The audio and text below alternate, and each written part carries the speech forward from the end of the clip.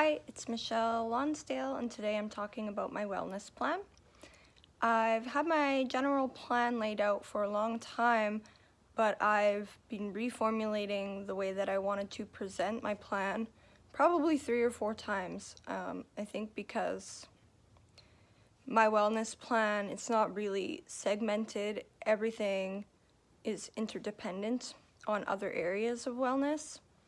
So it came to me a little while ago that I think a medicine wheel would really appropriately show the way that I manage my wellness in different areas.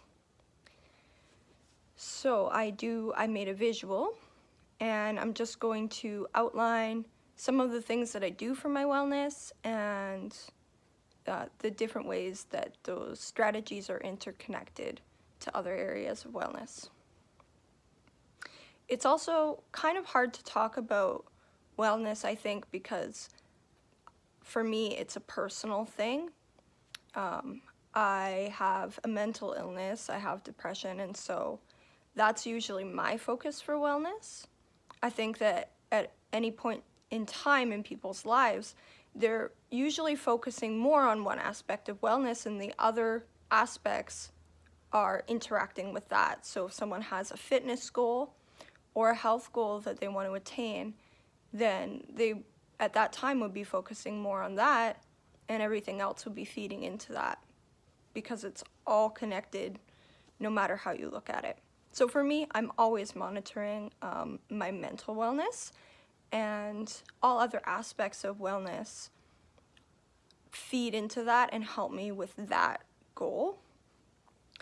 So I tried to formulate a plan that would give me a new point of view on the way that I already take care of myself, and to incorporate some strategies that I haven't thought of before or that I maybe don't use as effectively. So I'll show you the wellness plan that I devised. So this is the overall schematic that I created. Typically on a medicine wheel, the categories are physical, spiritual, mental, and emotional. So I did make a few changes for this to be more cohesive with the categories that we were given.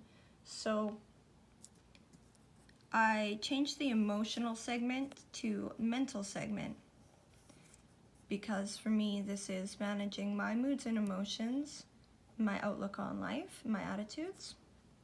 And then I changed what would normally be the mental segment to the intellectual segment because traditionally by mental it usually means your mind and your growth. So I thought that would be appropriate. And there are different types of medicine wheels for different purposes. So I think that it's okay to personalize this one for my purposes and needs right now.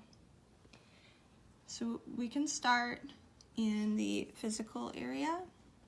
So you can see there are some arrows that are pointed to other realms. I've kind of separated it this way to the corners of the paper, but that's showing the interconnectedness. So what I have here is exercise lets me clear my head, release stress, and release endorphins. I've learned over the years that obviously physical exertion is paramount for my mental health, so that's one of the things I use that for, and a balanced diet. So for strategies, these are for when I hit bumps in the road. So for instance, right now I have braces and it is hard for me to chew things. So, I've done some outside research for myself into ways that I can supplement my diet and the best foods that I can eat at this point in time to make sure I maintain a balanced diet. And sometimes in life that means taking supplements or nutritional additives, right now to smoothies. So I've been in other positions in my life where I've had to supplement my diet for whatever circumstances. Once I was a tow truck driver on call, and so I would work an average of about 14 hours a day. And I realized after some time that I was feeling ill, and it was mostly because I didn't have a lot of time to cook meat. So I was iron deficient, and once I figured that out, I made some adjustments to my diet, taking supplements and finding things that I could eat quickly on the road. I tried some strategies that didn't work, and so I just readjusted. So basically, that's part of my plan for physical wellness, is to, if I feel low on time, I've gotten up early so that I can go and work out before I have to go do whatever I have to do for the day. I'll do some research to adjust my diet when needed.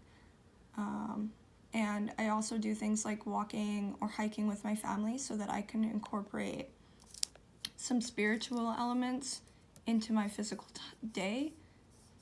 task, and I can double up with that and save some time.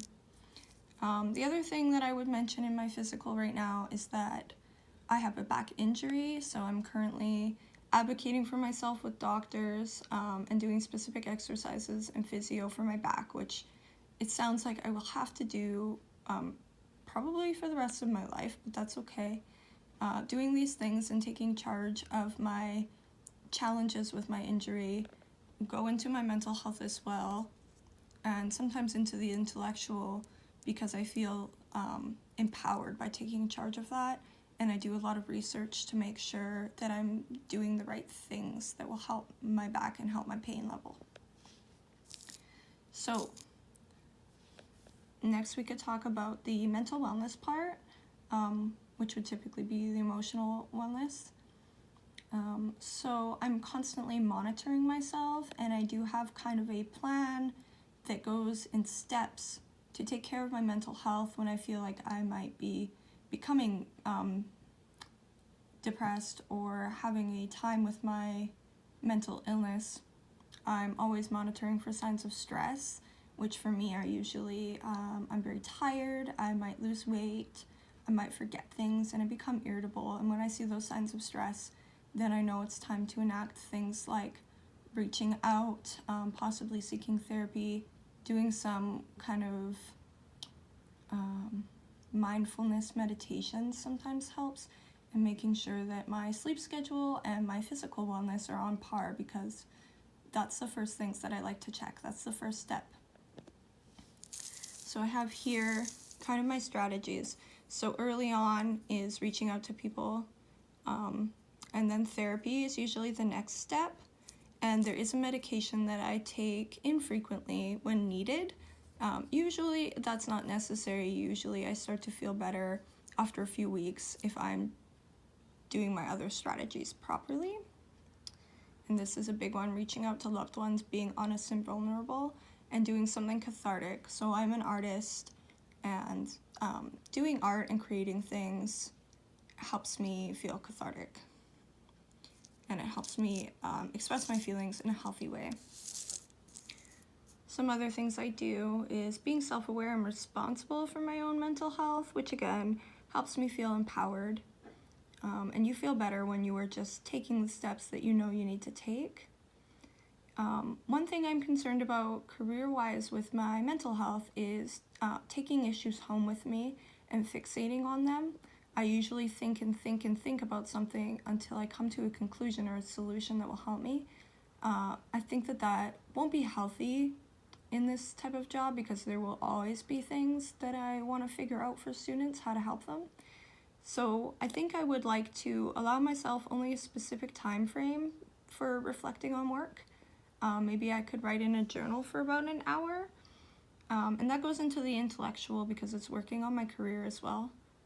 But I think just writing something down and getting my thoughts onto the page would allow me to stop thinking about them.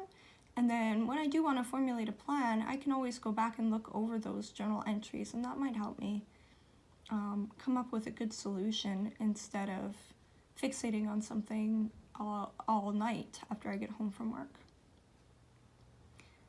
So for all of that, I have been basically using strategies for many years, and it's taught me a lot about how to care for myself. For an intellectual piece, which is typically called the mental segment, I think that through my time working as a classroom teacher, I will talk to lots of other teachers. I could maybe make social media groups or invite them for coffee, which helps me get a segment for my social wellness too, because I'm naturally a pretty social person.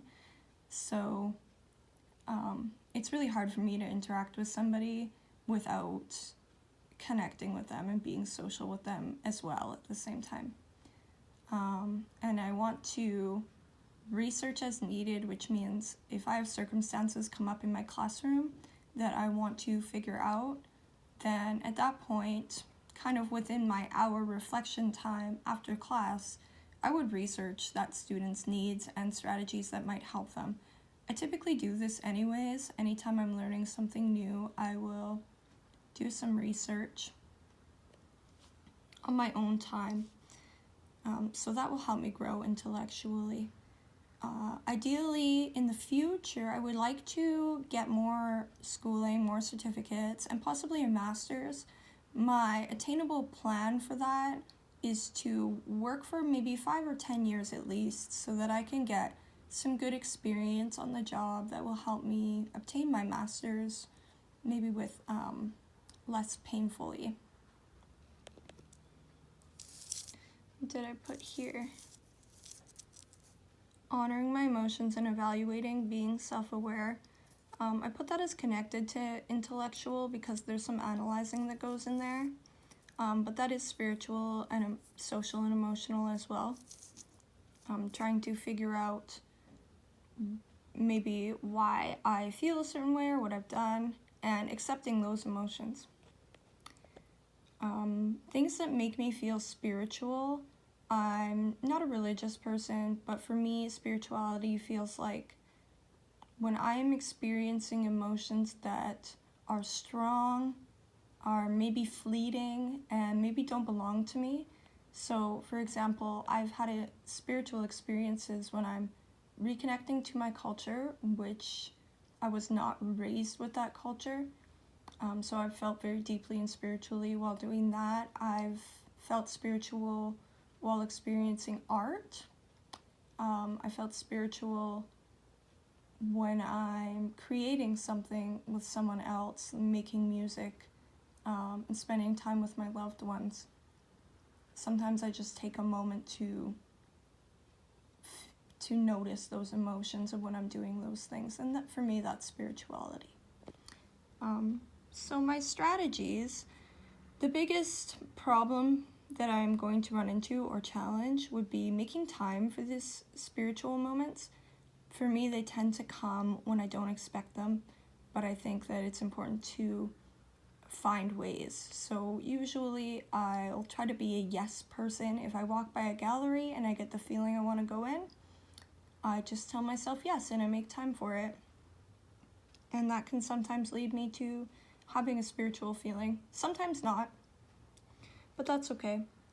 So my strategies are to make time to connect with loved ones, and I've connected that to walks with my family because sometimes it's easier if you combine strategies for wellness to save time. Continue hobbies that I'm passionate about. I have a lot of hobbies that I'm passionate about, including art and making music. So those things give me a chance to experience other kinds of art. And connecting with elders, I always find that gives me a really spiritual feeling as well, because they have a lot of wisdom and a lot of experience, and they're passing that down to you. So that's a really powerful connection that you're having with somebody that you otherwise wouldn't have. So that's pretty much it. I will send a picture of this as well so that you can see the whole thing in its entirety. But basically, I've written my plan based on what I usually do, because I'm pretty cognizant of my wellness, and I've tried to include some strategies for new challenges that might come up as I'm working in education. Thank you for your time, and have a great day.